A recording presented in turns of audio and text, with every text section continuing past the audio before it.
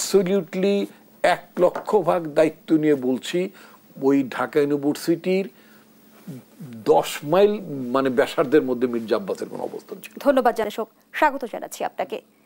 যেমনটি বলছিলাম, স্বাধীনতার 54 বছরে অষ্টমবারের মতো অনুষ্ঠিত হলো ডাকসু নির্বাচন এবং এই প্রথম দল নিরপেক্ষ সরকারের অধীনে ডাকসু নির্বাচন হলো। কিন্তু তারপর আমরা দেখছি অভিযোগ আর পাল্টা অভিযোগের ছড়াছড়ি। কেমন হলো এবারের নির্বাচন?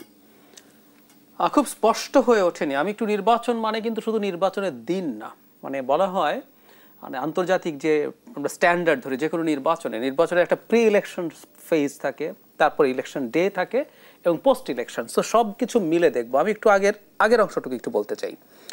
এবারকার নির্বাচনের ক্যাম্পেইনের যে স্টেজটা ছিল সেটা আমি বলবো বেশ ভালো ছিল। আমাদের অনেকগুলো প্যানেল ছিল, বিভিন্ন দল এখানে পার্টিসিপেট করছে, কিন্তু যখন ক্যাম্পেইন হচ্ছে ক্যাম্পেইনের মধ্যে পরস্পরের বিরুদ্ধে খুব বেশি খারাপ কোনো আচরণ হয়নি, বা এই ধরনের নির্বাচনের আগে কিছু সংঘর্ষ, কিছু সহিংসতার প্রবণতা থাকে সেটা হয়নি। বরং আমরা এমন দেখেছি প্রতিদ্বন্দ্বিতা যারা করছেন সেই ক্যান্ডিডেটরা পরস্পরের সাথে হঠাৎ দেখা হয়ে যাচ্ছে, তারা খুবই কর্ডিয়ালভাবে পরস্পরের সাথে কথা বলছেন, হাগ করছেন, সেগুলো নিয়ে আবার ভিডিও আমাদের সামনে আসছে এবং খুবই ক্রিয়েটিভ ওয়েতে অনেকজন নানান রকম ক্যাম্পেইন করেছেন। মানে আমাদের তরুণদের ক্রিয়েটিভিটি দেখলাম। আর যেটা জরুরি সেটা হচ্ছে সোশ্যাল মিডিয়াকে যতটা সম্ভব ব্যবহার করার চেষ্টা করা হয়েছে।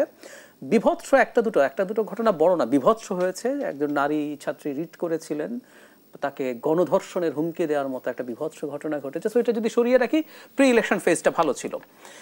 ইলেকশন ডেটারও আপনি যেটা বলছেন শুরুর দিকটা ভালো ছিল, কিন্তু আমি প্রাথমিকভাবে যেটা খুবই আশার জায়গা বলবো, আমি এখন পর্যন্ত যে তথ্য দেখলাম যে 39,000 সামথিং যে ভোটারের মধ্যে 31,500-এর মতো ভোট দিয়েছেন। সো এটা বেশ ভালো একটা, প্রায় 80% কাছাকাছি। তো তার মানেটা হলো এই যে আমরা প্রায় বলতাম, মানে আমরা শেখ হাসিনাকে কেন পতন ঘটিয়েছি, নানান রকম আলাপ টালাপ আছে, কিন্তু প্রধান কারণ আমি মনে করি যে এটা যে উনি আমাদেরকে ভোট দিতে দেন নাই। মানে যে আমাদের এক ধরনের এম্পাওয়ার্ড বোধ করার যে দিন, যে আমি ক্ষমতাবান, আমি চাইলে তোমাকে বাদ করে দিতে পারি, বা 5 বছরে যখন কেউ শাসন করে খারাপ করতে থাকে আমি মনে মনে দিন গুনি যে আমার একটা দিন আসবে, ওই দিন কিন্তু আমি তোমাকে হিসাব বুঝিয়ে দেবো। যখন ওগুলো শেষ হয়ে যায় আমাদের কিন্তু ওই জিনিসটার ক্ষতিগ্রস্ত হয়। শেখ হাসিনার সময় শুধু জাতীয় নির্বাচন না, স্থানীয় সরকার নির্বাচন, পেশাজীবী সংগঠন নির্বাচন, কোথাও কোনো নির্বাচন হতো না। সো দীর্ঘদিন পর যখন একটা নির্বাচন সামনে আসলো, স্টুডেন্টরা অবিশ্বাস্যভাবে সাড়া দিয়েছে। এটাও একটা অসাধারণ ব্যাপার। এবং নির্বাচন যতক্ষণ চলেছে বিকেল 4টা পর্যন্ত কিছু অভিযোগ থাকলেও সহিংসতার পরিস্থিতি হয়নি। এখন রাদার আমি বলবো গণনার সময় কিছুটা উত্তেজনা দেখা যাচ্ছে। আমি মিডিয়াতে দেখলাম ছাত্র শিবির এবং ছাত্রদল বিভিন্ন জায়গায় মুখোমুখি হয়ে তাদের এক ধরনের উত্তেজনাকর পরিস্থিতি দেখা গেছে, বাকবিতণ্ডা হচ্ছে ভিসির সাথে স্টুডেন্টদের। বিশেষ করে একজন ছাত্রনেতা ছাত্রদলের, তিনি খুবই রাফ ব্যবহার করেছেন, আচরণ করেছেন। এই জিনিসগুলো না হওয়াই উচিত। এখন আসি মূল জায়গাটায়, ভোটের কোয়ালিটি কেমন হলো। যে অভিযোগগুলো করা হয়েছে কারচুপির, এগুলো যদি সঠিক হয়ে থাকে, যেমন ধরুন ব্যালটে আগে দাগ দিয়ে দেয়া, ব্যালট স্টুডেন্টকে দেয়া, এবং এটা যে দেয়া হয়েছে এটার প্রমাণ আছে, কারণ ছাত্রদল অভিযোগ করছে ছাত্র শিবিরের 2 জনের নামে এটা করা হয়েছে। ছাত্র শিবিরের যিনি সাধারণ সম্পাদক ক্যান্ডিডেট জনাব ফরহাদ বলছেন এটা যিনি করেছেন তিনি বিএনপি পন্থী লোক, তারা শিবিরের বদনাম করার জন্য। তার মানে এরকম ঘটনা ঘটেছে। সো একটা দুটো জায়গায় যদি এই ঘটনা ঘটে, এটা কত জায়গায় ঘটেছে এই প্রশ্ন কিন্তু আসতে পারে।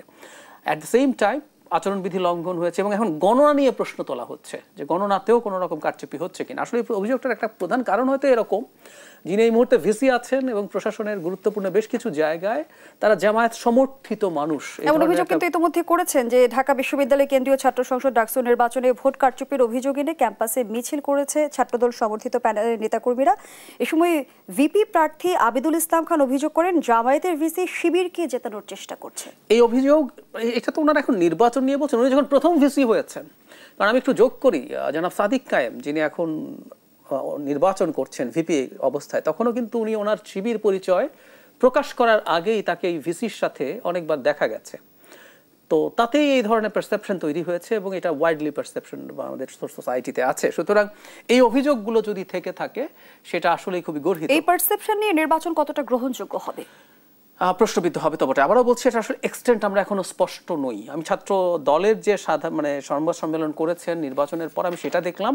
সেটা দেখে আসলে খুব স্পষ্ট না যে এটা কোন স্কেলে হয়েছে। ধরুন ব্যালট পেপারে যদি দাগ দিয়ে রাখা হয় বা আগেভাবে ব্যালট পেপার স্টাফিং করে রাখা হয়, সেটা কতটুকু হয়েছে, কত পার্সেন্ট হয়েছে, আমরা এখনো নিশ্চিত নই। এই জিনিসগুলো আসলে সময়ের সাথে বোঝা যাবে। এবং আমার একটা জিনিস মনে হলো এবার, এই নির্বাচনগুলোতে তো নিরপেক্ষ পর্যবেক্ষক থাকে না। আমার কাছে মনে হলো এই নির্বাচনগুলোতে পর্যবেক্ষকও থাকা উচিত, কারণ এক পক্ষ এক এক রকম কথা বলছে। সুতরাং এখনো যদি জেনুইনলি কোনো ইলেকটোরাল সুপারভাইজার থাকে, ওরা এসে যদি দেখে, তারা দেখে যদি বলেন যে না ব্যাপারটা এরকম ছিল বা ছিল না, সেটা আরো বেটার হতো, তবে সময় লাগবে। এবং ছাত্রদল শিবিরের বাইরেও আমরা দেখেছি নির্বাচনে পক্ষপাতিত্বের অভিযোগ তুলে নির্বাচন বর্জনের ঘোষণা দিয়েছেন বিশ্ব ইনসানিয়াত বিপ্লব স্টুডেন্ট ফ্রন্টের ভিপি প্রার্থী তাহমিনা আক্তার। তিনি বলেন আগে থেকে শিবির প্রার্থীর পক্ষে পূরণ করা ব্যালট দিয়ে এবং বিভিন্ন কৌশলে জালিয়াতি করে তাদের প্রার্থীকে জিতিয়ে দেওয়ার প্রহসনের ভোট গ্রহণ হচ্ছে। এই অভিযোগটা আসলে শুরু থেকেই ছিল এবং এই নির্বাচনটা করা নিয়ে খুবই মরিয়া আচরণ প্রশাসনের ছিল। নির্বাচনটা কিছুটা পিছিয়ে দেওয়ার আলাপ ছিল কোনো রাজনৈতিক দলের বা ছাত্র সংগঠনের পক্ষ থেকে, তারা সেটা করেননি। উনি এখন একজন ক্যান্ডিডেটই যখন এই অভিযোগ করেছে, সেই অভিযোগটা দেখার ব্যাপার আছে। অ্যাট দ্য সেম টাইম জনাব কাদেরও অভিযোগ করেছেন যে গণতান্ত্রিক ছাত্র সংসদ, তারা অভিযোগ করেছেন যে এখানে ছাত্র দল এবং ছাত্র শিবির তারা তাদের আন্ডারস্ট্যান্ডিং এর মাধ্যমে নির্বাচন করছেন। তো এটা দুটো হতে পারে, একটা হচ্ছে যারা পরাজিত হওয়ার পথে থাকেন তারা অনেক সময় নিজেদের পরাজয় স্বীকার না করে তারা এক ধরনের কারচুপির দায় চাপানোর চেষ্টা করেন, এটা আমাদের দেশে থাকে। কিন্তু একই সময়ে ওই যে ছাত্র শিবির সম্পর্কে যে অভিযোগটার কথা বললেন, এই অভিযোগটা আসলে খুব ওয়াইডলি আমাদের এই সোসাইটিতে চালু আছে। এখন না, নির্বাচন যখন শুরু হয়েছে, বিশেষ করে ভিসির যে পরিচিতির ব্যাপারে আলাপ করা হয়, যে পরিচিতির ব্যাপারে অভিযোগ করা হয়।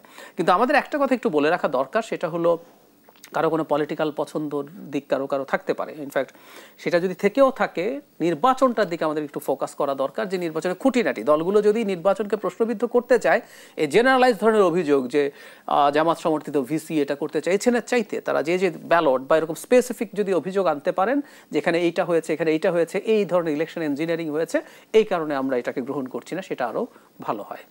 সেই সঙ্গে ডাকসু নির্বাচনের ভোট গণনায় কারচুপি হতে পারে এমন শঙ্কা প্রকাশ করেছেন বৈষম্য বিরোধী ছাত্র সংসদ প্যানেলের সাধারণ সম্পাদক জিএস প্রার্থী আবু বাকের মজুমদার। তিনি বলেন যে ভোট কেন্দ্রগুলোতে থাকা ছাত্র দলের এজেন্টরা কেন্দ্রে সরাসরি ভোটারদের ম্যানিপুলেট করার চেষ্টা করছেন বলে অভিযোগ করেছেন তিনি।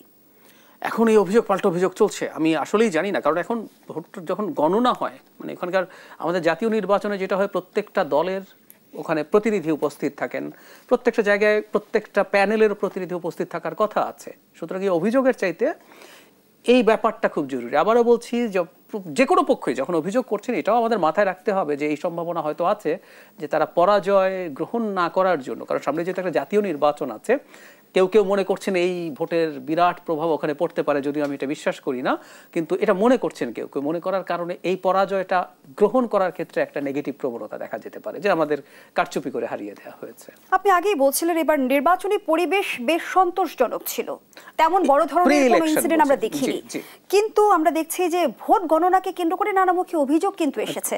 এবং বাংলাদেশ গণতান্ত্রিক ছাত্র সংসদের সভাপতি বাকের মজুমদার বলেন, প্রতি হলের 300টি ভোট যদি কনভার্ট করতে পারে তাহলে 5600 ভোট হয়ে যায়। একজন প্রার্থীকে জিতিয়ে আনার জন্য এর চেয়ে বেশি ভোটের প্রয়োজন নেই। আমরা জানি না ভেতরে নির্বাচন নিয়ে এখন কি হচ্ছে, এই যে আস্থাহীনতা তৈরি হয়েছে সেটা আসলে এটা খুব ভয়ঙ্কর। মানে আমি এটাই বলছি, একটা নির্বাচন দিনের শেষে গণতান্ত্রিক ব্যবস্থা টিকে থাকে যারা নির্বাচন আয়োজন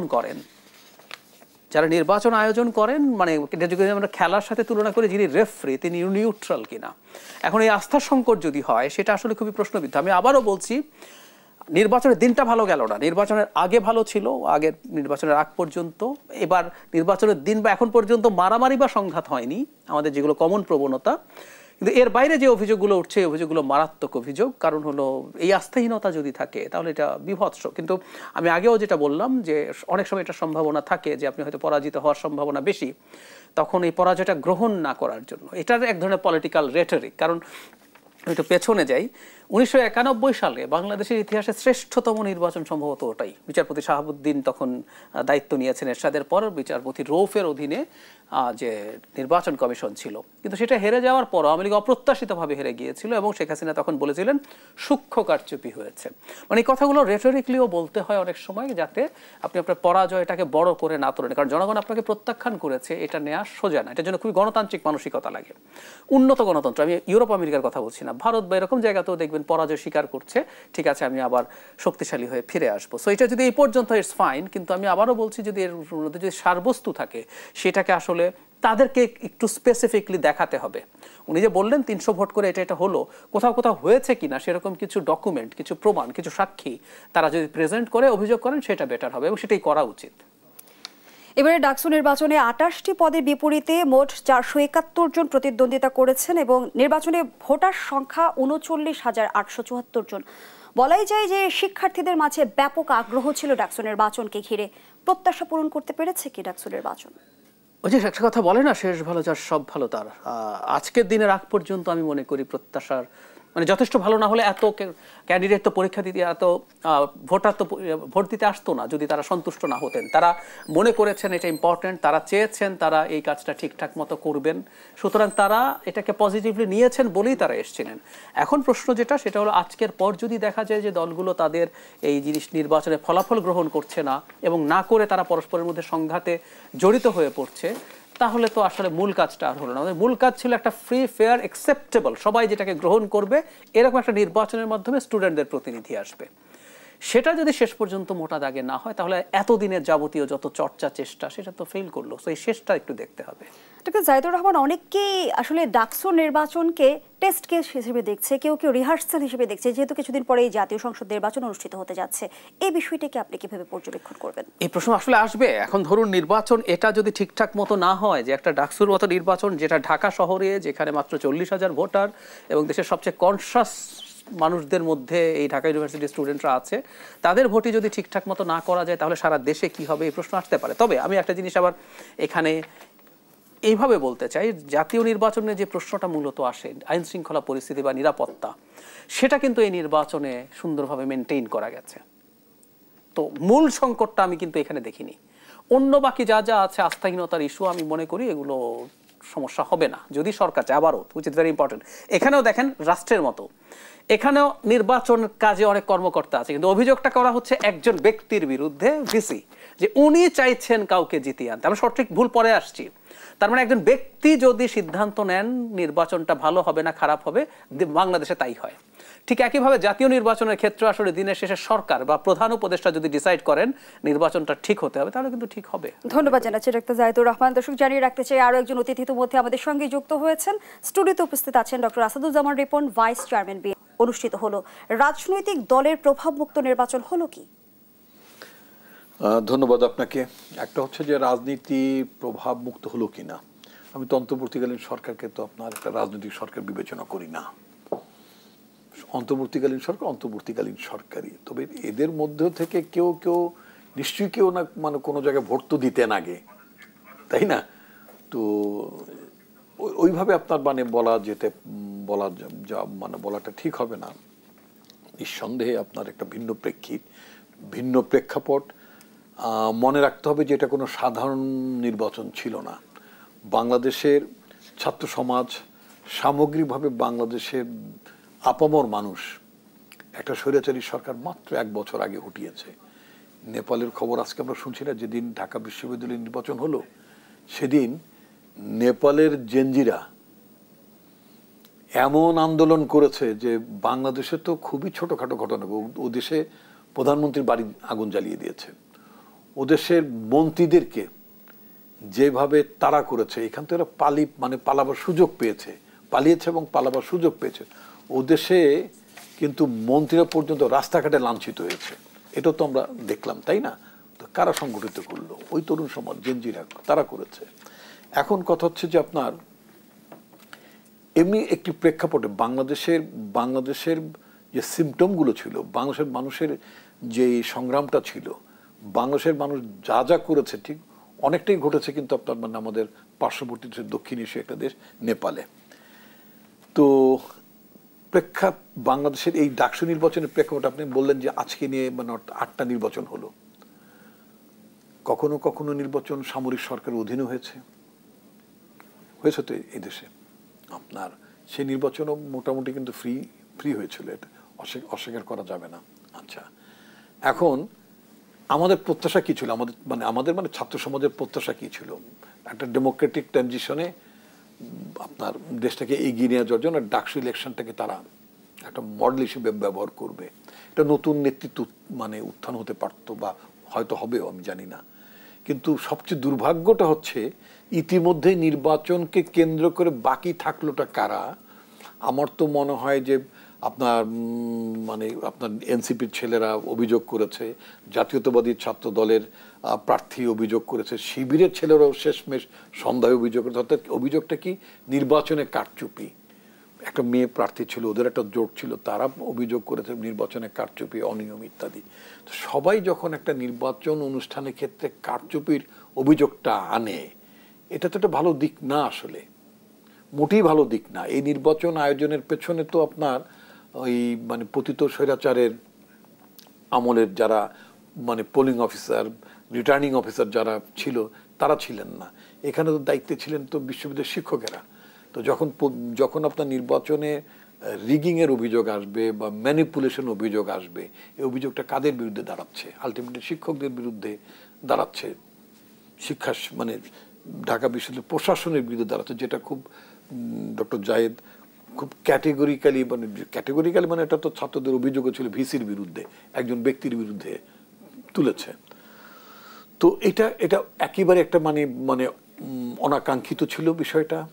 মানে এটার জন্য 1 বছর আগে এই যেই দেশটিতে এত বড় একটা অভ্যুত্থান সংগঠিত হয়েছে, সেই অভ্যুত্থানের পরে যেই জেনারেশন ভোট দিল যারা, তাদের জীবনের প্রথম ভোট কিন্তু এটা। কারণ তারা কিন্তু জীবনের জাতীয় রাজনীতি তারা কখনো ভোট দিতে পারেনি, ইতিপূর্বে তারা জাতীয় সংসদে কখনো ভোট দিতে পারেনি। তারা প্রথম ভোটটাই দিল তাদের নিজেদের শিক্ষা প্রতিষ্ঠানে। সেই শিক্ষা প্রতিষ্ঠানে ভোট দিতে যাওয়ার ক্ষেত্রে যদি তাদের অভিজ্ঞতাটা যদি নেতিবাচক হয়, এটা কিন্তু মানে আপনার আগামীতে জাতীয় নির্বাচনের জন্য তাদের জন্য হতাশাই মানে বয়ে নিয়ে আসবে। এটা হচ্ছে মানে আমার মত। ধন্যবাদ জানাচ্ছি ডক্টর আসাদুজ্জামান রিপন। আবার আমন্ত্রণ, দেখছেন দেশ টেলিভিশনের প্রতিদিনকার আয়োজন দেশ সাম্প্রতিক, নিবেদন করছে Arail angle channel and square বার। আমরা আবারও ফিরছি আলোচনায়। ডক্টর আসাদুজ্জামান রিপন বিএনপির স্থায়ী কমিটির সদস্য মির্জা আব্বাস ঢাকা বিশ্ববিদ্যালয় ক্যাম্পাসে প্রবেশ করেছেন বলে অভিযোগ করেছেন বাংলাদেশ গণতান্ত্রিক ছাত্র সংসদের সভাপতি বাকের মজুমদার। তিনি বলেন, মির্জা আব্বাস ডাকসু নির্বাচনের কোনো কিছুর সাথে সংশ্লিষ্ট না, কিন্তু তিনি আজ এখানে প্রবেশ করা মানে একটা ভিন্ন বার্তা যাচ্ছে দেশবাসীর কাছে। মির্জা আব্বাসের আজ ক্যাম্পাসে প্রবেশ করার কোনো সুযোগ নেই, অধিকার নেই। প্রবেশ করেছেন কেন, এটা সবচেয়ে বড় প্রশ্ন। এই প্রশ্নের উত্তর দেবেন কি? ধন্যবাদ আপনাকে। আসলে দেখেন, একেবারে একটা মানে ফলস ইনফরমেশন। ঢাকা বিশ্ববিদ্যালয় আপনি জানেন যে মানে সিসিটিভি থাকে না? আমার পত্রিকা অফিস থেকে ঢাকা বিশ্ববিদ্যালয় অত্যন্ত কাছে, খুবই কাছে, সন্নিকটে। ডিসপাইট দ্যাট আমি একজন প্রাক্তন ছাত্র ওই বিশ্ববিদ্যালয়ের। আমি জাতীয়তাবাদী ছাত্রদের কেন্দ্রীয় প্রেসিডেন্ট ছিলাম 80s। আমি ডাকসুতে ইলেকশন করেছি 80s। তারপরেও যেহেতু পার্টি কর্তৃক আমি দায়িত্বপ্রাপ্ত নই, আমি সেখানে যাবো কেন? আমার ছাত্রদলই তো যথেষ্ট। আমাদের ছাত্রদলের ছেলেরা ভোট দিচ্ছে, অংশগ্রহণ করছে, তারাই তো কাজটা করছে, সেখানে তো আমাদের কোনো ভূমিকা নেই। মির্জা আব্বাসের বিরুদ্ধে যে অভিযোগটা তোলা হয়েছে সেটা অ্যাবসলিউটলি ফলস। ঢাকা ইউনিভার্সিটির প্রক্টর, আমি টেলিভিশনে দেখেছি, তিনি উপাচার্যকে বসিয়ে যে মানে তিনি যেটা রিফিউট করেছেন, বলেছেন ঢাকা বিশ্ববিদ্যালয়ের এন্টায়ার ক্যাম্পাস সিসিটিভি দিয়ে কিন্তু কভার্ড। ঠিক আছে, উনি বলেছেন যে এইখানে কোন জায়গায় মির্জা আব্বাস বা বিএনপির লোকেরা চারদিকে অবস্থান নিয়েছে এটা প্রমাণ করুক। যদি প্রমাণ করতে না পারুক, অত্যন্ত দৃঢ়তার সাথে বলেছেন যে অভিযোগ করেছে তাকে আইনের আওতায় আনা উচিত। বাকের মজুমদারের অভিযোগটা আমি কি বলবো, এই বাচ্চা ছেলেগুলো, আমি তাদের I have every love and sympathy for them, but ছেলেদের তো একটু জেনে শুনে বুঝে কথাবার্তা বলতে হবে নাকি? এত বড় একটা অভিযোগ আনলেন, মানে তার অভিযোগের পরিপ্রেক্ষিতে সারা দেশের মানুষ কি ভাবলো যে ইউনিভার্সিটির ক্যাম্পাসটা চারদিকে বিএনপির লোকেরা ঘিরে রেখেছে এবং under the leadership of Mirza Abbas. আপনি দায়িত্ব নিয়ে বলছেন, আমি দায়িত্ব নিয়ে বলছি। আমি